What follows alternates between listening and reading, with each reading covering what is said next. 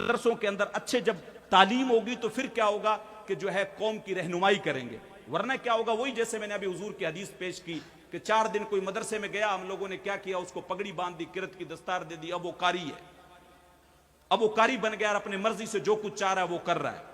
اور لوگ جب اس کو دیکھ رہے ہیں، بارہا یہ چیز میں نے عرض کی ہے کہ ہم لوگ کیا کرتے ہیں، اب آپ جب بازار کے اندر جاتے ہیں اگر کچھ خریدنے کے لیے،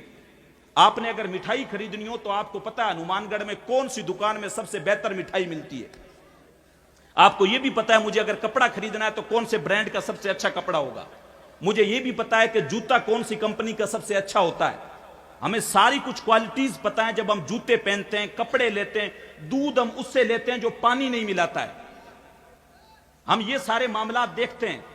تو پھر اب جب دین ہم لوگ لے رہے ہیں تو اس میں ہم لوگ یہ کیوں نہیں جو ہے دیکھ رہے ہیں کہ جس سے علم ہم لوگ لے رہے ہیں وہ واقعی میں علم جانتا بھی ہے یا نہیں جانتا ہے،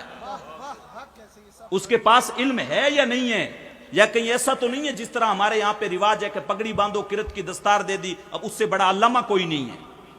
اب وہ کیا کرتا ہے، اگر کوئی غلطی کرتا ہے تو عوام پھر سارے علماء سے بدظن ہو جاتی ہے کہ یہ ٹوپی ہو۔ اور ایک بات میں اور بتا دوں، جس طرح ہر دھوتی پہننے والا گاندھی نہیں ہوتا، اس طریقے سے ہر ٹوپی داڑھی کرتے پجامے والا مولوی نہیں ہوتا ہے، ہاں اس طرح سے مولوی نہیں ہوتا ہے۔ ہم لوگ کیا کرتے ہیں، کسی نے داڑھی رکھی ہے، کرتا پجامہ ہے، ٹوپی لگا رکھی ہے، ہم سوچتے ہیں یہ قاری صاحب ہے یا مولوی صاحب ہے۔ اب وہ کوئی اگر غلط کام کرتا ہے تو پھر ساری علماء برادری کو اسی لائن میں ہم لوگ کھڑا کر دیتے ہیں، یہ مولوی ہوتے ہی ایسے ہیں۔ مولوی ابھی تک آپ نے دیکھے ہی نہیں ہے، مولوی ابھی تک آپ نے دیکھے ہی نہیں ہے۔ مولوی اگر دیکھنے ہو تو پھر جو ہے علامہ فضل حق خیر آبادی کی زندگی پڑھو آپ، مولانا اگر دیکھنے ہو تو اپنے قریبی میں ابھی گئے خادم حسین رضوی صاحب کی زندگی کو پڑھو۔ وہ کہا کرتے تھے، ان کی بات ایک مجھے یاد آتی ہے، وہ پنجابی میں کہا کرتے تھے، ایس قوم نو میں حضور دے طائف دا ذکر کی سناواں جڑی ایک چھاپر چاوڑا پیچھے اپنا ایمان بیچ دیندی۔ ان کا یہ جملہ مجھے بڑا پسند آتا تھا، اس قوم کے سامنے میں حضور کے طائف کا ذکر کیا کروں،